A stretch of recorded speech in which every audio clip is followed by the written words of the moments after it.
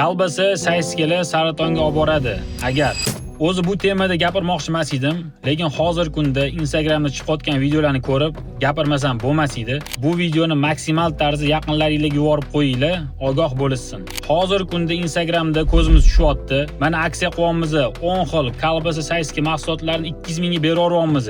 Yoki bo'lmasa 1+1 aksiya, ikkitasi 39 ming, 38 ming. Bunaqa reklamalarning cheki yo'q. Ertasi kuni o'sha do'konda oxir yo'q navbatli odamlar borib, haqiqatan ekan aldashmabdi, mana olyapmiz deb o'sha mahsulotlarni sotib olishyapti.